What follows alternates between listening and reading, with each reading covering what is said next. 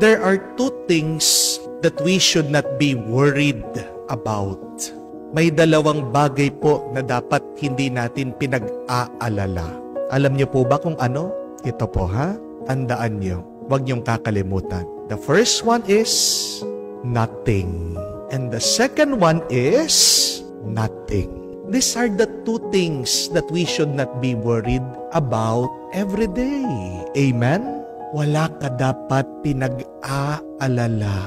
Pero bakit tayo may inaalala? Bakit tayo natatakot? Kasi palagi tayong may iniisip. Huwag mong isipin. Tingnan mo kung ano yung meron ka. Magpasalamat ka sa mga biyaya ng Diyos. At mawawala ang iyong mga pinag-aalala. Ask yourself, what are those things that I am worried about? What is that something that I constantly think about? Which is why I am so afraid every day. Nag-aalala ka sa pera, nag-aalala ka, hindi ka nabalikan ng asawa mo, nag-aalala ka na nakakilala siya ng iba dyan sa abroad, nag-aalala ka na meron na siyang ibang mahal, natatakot ka na tumanda ka mag-isa, wala mag-aalaga sa'yo. Nag-aalala ka na mapabayaan ka, na maghirap ka sa kinabukasan. Tatakot ka na mawala ka. Paano na lang ang iyong mga anak? Nag-aalala ka anong mangyayari sa iyo pag kinuha ka na ni Lord.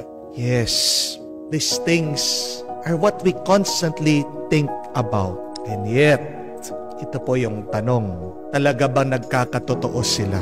Understand, my dear friends, that most of our fears and a lot of our anxieties do not come true.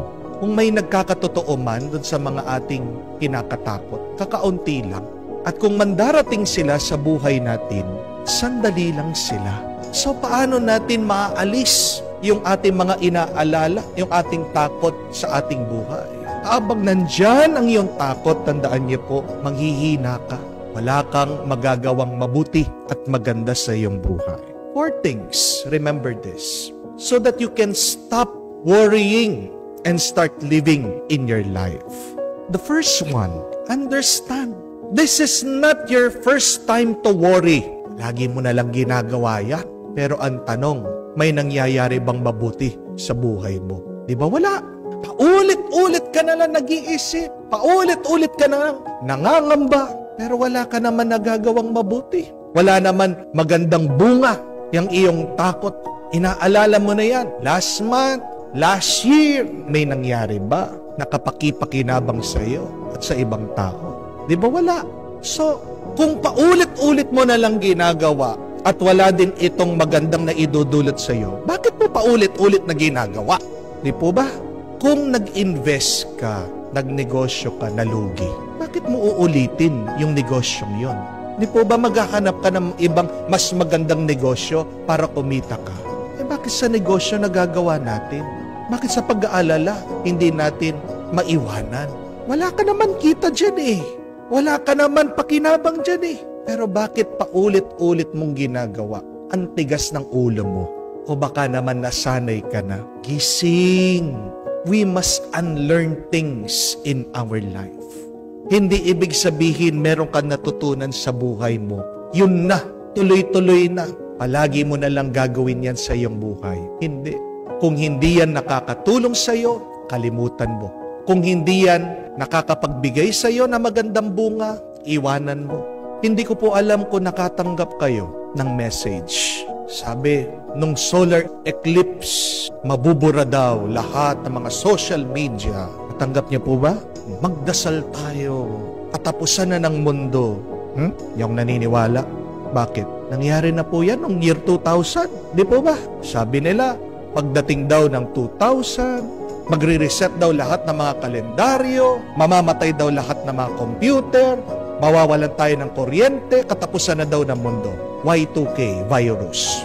Dumating ang 2000, wala namang virus. Wala naman nag-brownout. Patuloy pa rin ang buhay. Kung dati hindi nangyari, bakit mo inaalala? Kung man mangyayari yan, may dahilan ang Diyos. Bakit ipangyayari niya? Amen? Pero tandaan mo, hindi ito ang unang pagkakataon na ikaw ay nag-aalala at natatakot. Alam ng Diyos yan. Ganyan ang tao.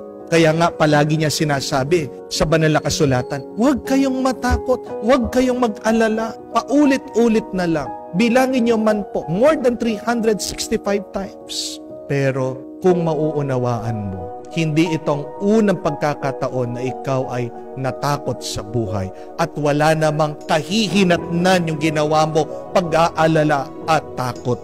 Bakit mo pa rin gagawin sa iyong buhay? Tama na. Pangalawa, maniwala ka na binigyan ka ng lakas ng Diyos para maiwanan mo ang iyong takot at inaalala. Believe that you are strong. God has given you the grace to overcome your worries. Kaya nga dito sa nabasa nating ebanghelyo, nakita nila ang ating Panginoon naglalakad sa ibabaw ng tubig. Sabi, natakot daw sila. Pero ano ang sabi ni Jesus? Do not be afraid. Huwag kayong matatakot. Hindi naman sasabihin yon ng Diyos kung alam niyang hindi nila kayang gawin. Di po ba?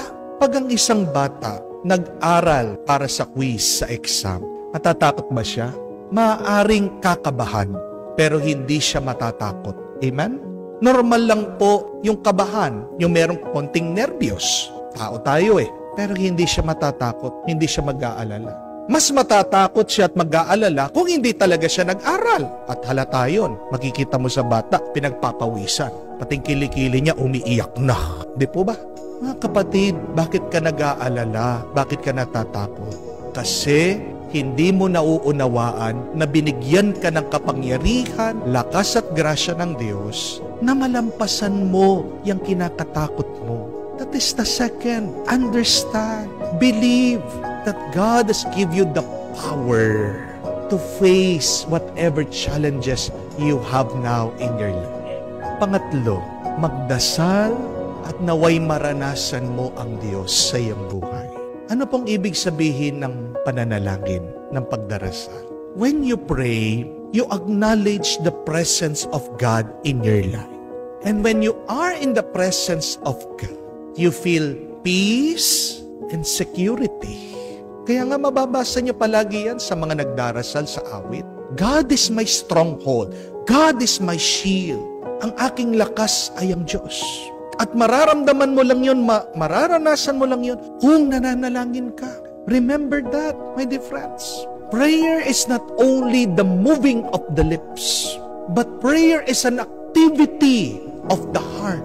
When you pray, you see what is beyond what is seen by the eyes. Sa pananalangin ka lang makakakita ng mas malayo, mas malawak, higit sa iyong nakikita. Sa pananalangin ka lang makakaranas, higit sa kung nasaan ka ngayon. Kaya nga napakahalaga na magdasal dahil pinupuno mo ang iyong isip at puso sa presensya ng Diyos. Diyan, may sasantabi mo yung mga takot at pag-aalala mo sa buhay. Amen? Bakit nag-aalala ka? Kasi wala ang Diyos sa iyong isip at puso. Pang-apat at kahuli-hulihan, mawawala ang iyong takot kung alam mo, ginagabayan ka ni Jesus. Sabi sa Ebanghelyo, they gladly invited Jesus in their boat. At nung pumasok ang ating Panginoon doon sa kanilang bangka, ano ang nangyari? Sabi, they immediately arrived where they were supposed to be. Yun po talaga yung milagro dito sa ating nabasang Ebanghelyo. Oo, milagro din yung nakakapaglakad ang ating Panginoon sa ibabaw ng tubig. Pero ano ang milagro naman para sa buhay ng mga apostoles? Nung nakasakay na sa bangka ang ating Panginoon, napakabilis nung kanila paglalakbay. Gusto mo din maging mabilis, magaan, madali ang iyong paglalakbay? Papasukin mo ang Diyos sa buhay mo. At sino itong Diyos na ating sinasamba? Siya ay ang Diyos ng pagmamahal. It means that when you allow the Spirit of love to be with you, then everything in life will become light, will become easy, and will become a lot more peaceful. You can do everything with more strength and with more peace. Amen? Tingnan natin ang ating karanasan. Nandyan ba ang Diyos? Kasama ko? Ginagabayan ba ako ni Jesus? O baka naman kaya ako ay nabibigatan dahil ako ay nagsasarili at malayo ako sa Diyos. Bakit ako nahihirapan? Dahil nagkukulang ako sa espiritu ng pagmamahal. Di ba pag ikaw ay nagmamahal, kahit na meron mang pag-aalala, kinakaya mo para sa iyong minamahal. Amen? Mga kapatid, tandaan natin ang 4 na aral na ito para wag tayong magpasakal sa ating mga inaalala at takot sa buhay. Unang-una, walang kwenta ang pag-aalala palagi sa buhay. Pangalawa, tandaan natin, may lakas na tayo tinanggap sa Diyos para malampasan mo ang iyong mga takot. Pangatlo, palaging magdasal. Kilalanin mo, nandyan ang Diyos. Pero naway, papasukin mo din siya sa iyong buhay. Parang iyong paglalakbay sa buhay na ito, pabalik sa Kanya, ay maging mabilis, madali, masaya, at magaan.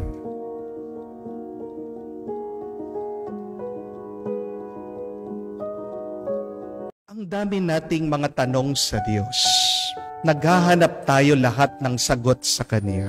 Ang iba, sinasabi, Panginoon, titigil na ba ako sa aking trabaho? Maghahanap ba ako ng ibang pagkakabalahan ko? Panginoon, anong magandang business para kumita ako? Yung iba, nagdadasal, Panginoon, paano ba magbabago ang asawa ko? Panginoon, kailan ko iiwanan itong asawa ko? Hindi ko na siya matiis. Panginoon, papasa kaya ako sa board exam? Panginoon, gagaling kaya ako sa aking sakit? Panginoon, sino kaya ang makakatulong sa aking problema ngayon? Di ba, kung agad-agad sasagot lang ang Diyos, wala sana tayong problema at magiging magaan ang ating buhay. Pero karanasan natin lahat yan. Ang dami sa atin, dasal-dasal, kinakausap ang Diyos, pero hindi naman siya sumasagot. Ang tanong, talaga bang hindi sumasagot ang Diyos? Talaga bang tahimik siya sa ating mga hiling at panalangin? Kung babalikan po natin ang kwento, ang ebanghelyo, sumagot naman si Jesus.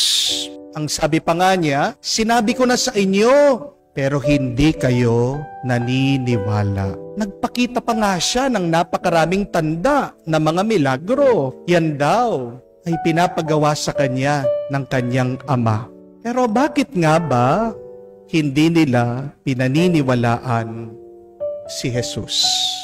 Ito ay dahil sarado na ang kanilang mga isip. Sarado na ang kanilang mga puso. Sabi nga po, for those who believe, no proof is necessary. And for those who do not believe, no amount of proof is sufficient. Sumasagot ang Diyos. Pero ang problema, marami din sa atin, sarado na ang isip at sarado na ang puso. Meron ng mensahe ang Diyos sa iyo. Meron ng pinapagawa ang Diyos sa iyo. Pero ikaw, iba pa rin ang iyong balak, iba pa rin ang iyong plano, iba pa rin ang iyong kagustuhan. Lord, wala na bang iba? Sigurado ka ba? Hindi yan ang gusto ko eh. Sasagot pa ba ang Diyos sa'yo? Ang tigas ng ulo mo eh. Ang tigas ng puso mo. Magandang itanong yan. Nakabukas ba ang puso ko? Nakabukas ba ang isip ko sa Diyos? Ano ba ang nagiging dahilan? Bakit ayaw kong maniwala sa Kanya?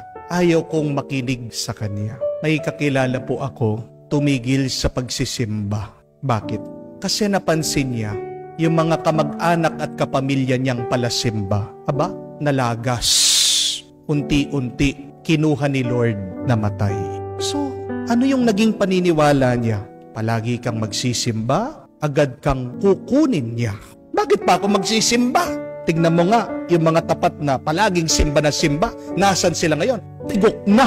Tignan nyo na, dahil dun sa kanyang karanasan at maling paniniwala, yun yung naging hadlang sa kanya sa paglapit sa Diyos. Kaya nga, lumayo siya sa Panginoon. May isa pa pong dahilan, bakit minsan hindi natin naririnig ang Diyos.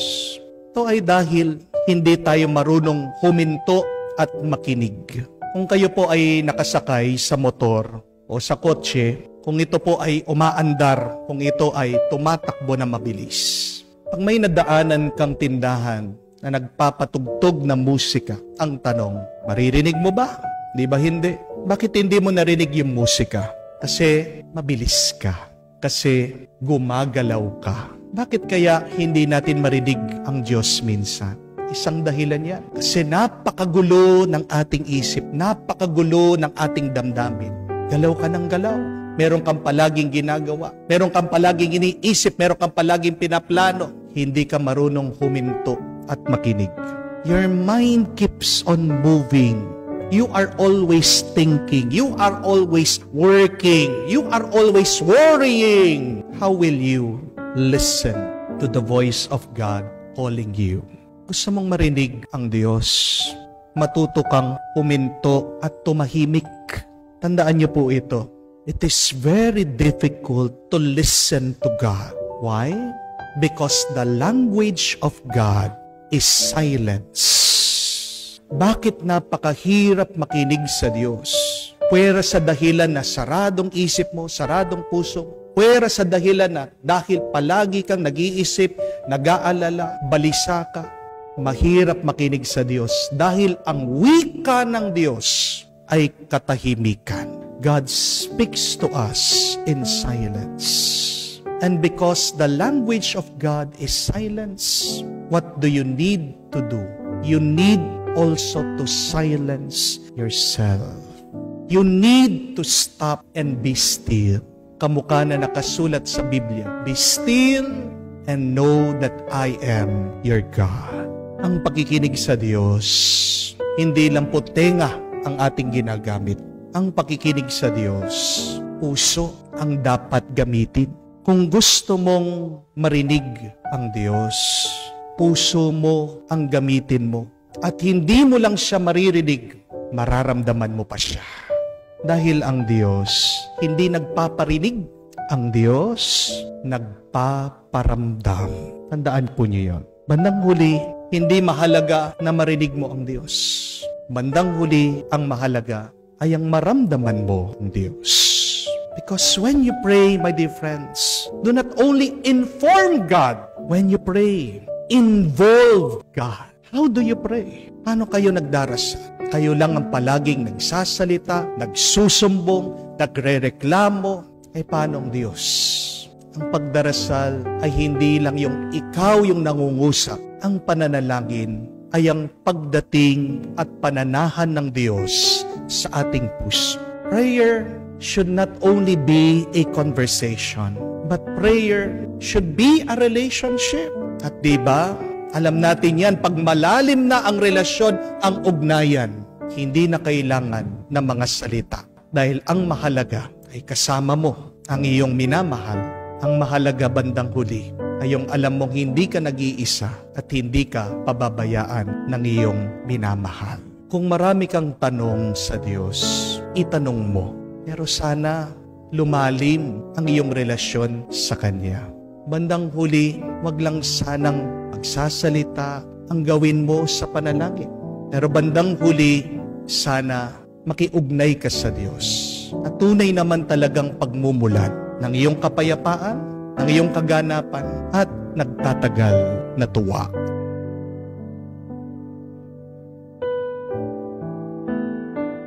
Niyo po, habang buhay tayo, may stress tayo. Parte ng buhay natin ang stress. Pero, huwag mong gagawing buhay mo ang stress. Yan ang paalaala sa atin. There is a difference, my dear friends, between stress being part of your life and stress as your life. Iwasan po natin ito. Huwag nating gawing buhay ang pagod natin, ang hirap natin. Pero unawain natin, parte lang yan ng iyong buhay. Ano po ang sabi ni Jesus? Napakaganda dito sa ating ebanghelyo. Do not let your hearts be troubled. Sinasabi niya, huwag kayong mababalisa, huwag kayong mag-aalala, huwag kayong matatakot. Huwag niyong hahayaan na pumasok ang bigat, ang hirap, ang pagod ng buhay sa inyong puso. Ang tanong, ano ba natin makakayanan ang stress sa buhay natin? Dalawang paraan lang po. Una, you must not identify yourself with your stress. Tandaan niyo po yan. Uulitin ko po. You must not identify yourself with your stress. Hanggang nakikita mo ang sarili mo diyan sa kinai-stress mo, hindi yan mawawala. Hindi yan magiging magaan. Hindi yan magiging madali. Mananatili yan at lalo pang bibigat, lalaki ang problema mo dyan. Diba ang iba sa inyo sinasabi, stress ako sa teacher ko, stress ako sa misis ko, stress ako sa project ko, stress ako sa boss ko, stress ako sa sakit ko, stress ako sa asawa ko, sa mga anak ko. Tingnan niyo po yun. Stress ako. Nakikita mo ang sarili mo dun sa stress. You have identified yourself with your stress. You had made a part of your life that stress or that problem. Pero ang katotohanan, hindi ikaw ang stress na yan. Amen? Kamukha po sa karanasan o kaya naman sa emosyon. Kailangan hayaan natin na dumating at umalis. Ganyan po ang stress. Dumarating, umaalis. Hindi aalis ang stress sa buhay mo kung pinaniniwalaan mo, ikaw yan. Pero sabihin mo sa sarili mo, hindi ikaw ang stress na yan. Iba ang iyong pagkatao. Ang mas magandang sabihin, pag tayo ay nakakaranas ng stress. Ito po, nakakaranas ako ng stress sa trabaho ko. Nakakaramdam ako ng stress dito sa relasyon naming mag-asawa. May pinagdadaanan akong stress dahil sa sakit ng aking anak. Yan yung mas magandang pag-uugali. Remember, my dear friends, your words becomes your destiny and your thoughts becomes your reality. Kaya nga, pag sinabi mo, stress ako, anong mangyayari? Talagang mararamdaman mo yung pagod, talagang pagdadaanan mo yung pressure. Pag palagi mong iniisip yung stress mo, talagang mahihilo ka, sasakit ang ulo mo, bibigat ang iyong katawan. Ang salita mo ay ang iyong tadhana, ang iyong paroroonan. Ang pag-iisip mo ay nagiging karanasan. Negative words turns to your negative experience. But positive thoughts becomes your positive reality. Amen? Kaya nga po si Jesus, ano yung sinabi niya? Do not let your hearts be troubled. Huwag niyong hahayaan na mabalisa ang inyong mga puso. Anong sinasabi niya dito? Pwede naman natin alisin yung negatibong karanasan ng ating buhay. Pinapaunawa sa atin ng Diyos ni Jesus. Ang stress parang damit. Pag yan, sinusuot mo at masikip na sa iyo, hindi na bagay, kailangan mo na yang alisin at iwan. Amen? So, number one, para po hindi tayo ma-stress, isipin mo kung sino ka ba talaga. Hindi ikaw ang stress. Hindi ikaw ang problemang yan. Hindi ikaw ang mabigat at mahirap na karanasan. Sino ka ba talaga? Anong sabi ng Diyos? You are loved. You are special to me. You are blessed. Kaya nga, sa susunod na may karanasan ka ng stress, ulit-ulitin mo kung ano ang tingin ng Diyos sa'yo. Sabihin mo sa sarili mo, pinagpala ako. Hindi ako pinapabayaan ng Diyos. Mahal ako ng Diyos. Amen? Again, wag na wag niyo pong sasabihin, stress ako. Mas magandang sabihin, may nararanasan ako stress, pero mahal ako ng Panginoon. Amen? Second, you are stressed because you do not know how to manage your mind. Gusto mong makayanan yung iyong problema, kailangan mong ituwid, ayusin ang magulo mong pag-iisip. Kaya nga po si Jesus, pinapaalala sa atin sa kanyang turo. Ano ang dahilan para hindi ka mabalisa? Sabi niya, naghanda siya ng maraming kwarto para sa atin. Para pagdating ng araw, makakasama niya tayo doon. See what Jesus is doing. He is changing our focus on things. inaalis niya, binabaling niya yung ating pagtingin mula sa ating mga problema sa kanyang pagpapala. Binibigyan niya tayo ng pangako. Habang ang isip mo nandyan sa problema, magiging magulo. Pero pag inalis mo ang iyong pananaw, pag-iisip sa pangako, sa grasya ng Diyos, magkakaroon ka ng kapayapaan. Remember, my dear friends, that what you focus, you receive. Kung ano ang iyong tinitignan, yan ang iyong tatanggapin. So magandang itanong yan. Ano ba ang aking tinitignan? What do I focus in my life now? Kung palagi mo tinitignan ang iyong mga utang, hindi mawawala ang iyong utang. Hindi po ba? Kung palagi mo tinitignan yung iyong sakit ng loob, yung nakalipas, yung kasalanan ng asawa mo, hindi mawawala yan sa iyong pagtingin. Yan ang palagi na babalik at babalik sa iyo. Yan ang matatanggap mo. Kung palagi mo tinitignan ang sakit, pero hindi mo nakikita ang pagpapagaling, paano ka lalakas? Paano ka bubuti? Di po ba? Focus on God and you will receive His blessing. Amen? Kaya nga po, ituon natin ang ating mga isip sa Diyos para hindi po tayo ma-stress at mabalisa. Kahuli-hulihan, para hindi po kayo ma-stress, magpasalamat kayo. Tingnan nyo, lahat ng dumadating sa ating buhay ay tulong sa ating pagpapalakas, sa ating pagpapaganda ng ating buhay. Meron nga po silang ginawang pag-aaral sa ibang bansa. Ang tanong po nila, bakit po yung mga Chinese mas magaling sila sa math kesa sa mga Amerikano? So, inobserve po nila, pinag-aralan, pinagmasdan. Ano yung ginagawa ng mga Chinese sa kanilang mga estudyante? Bakit mas magaling sila sa math kesa po sa mga Amerikano? Alam niyo po kung ano nakita nila? Yung mga Amerikano, nahihirapan lang daw po sila 2% at the time. Yun lang po yung kanilang challenge dun sa math problem, 2%. Pero nung nakita nila yung mga Chinese, 60 to 80% hirap na hirap po sila nagsosolve ng mga math problems. At minsan pa nga, yung mga teacher nila, binibigyan sila ng maling datos. Mali po yung mga equation. Mali po yung mga tanong. So 80% of the time, hirap na hirap, nag-i-struggle po yung mga bata. Nai-stress sila, in other words. At ano po ang finding? Kita nila na kailangan pala na ma-stress ka para magtagumpay ka. Hindi man natin may aalis ang stress, pero tinuturuan tayo ng Diyos. Paano ba natin kailangan dalhin yan, buhatin sa ating buhay at gamitin para sa ikabubuti natin? Kailan nagiging masama ang stress? Pag hindi ka na ginagawang mabuting tao. Kailan nagiging masama ang stress? Pag nilalayo ka na nito sa Diyos. Kailan nagiging masama ang stress? Dalawang kakataon. Pag napapasama ka at pag itong nagiging dahilan ng iyong paglayo sa Diyos. We cannot entirely remove stress in our life. And yet, we should guard our hearts from it. Huwag tayong magpapakontrol sa stress, pero dapat tayo ang gumamit nito para sa ikabubuti ng ating buhay at ikabubuti ng ating mga kaluluwa.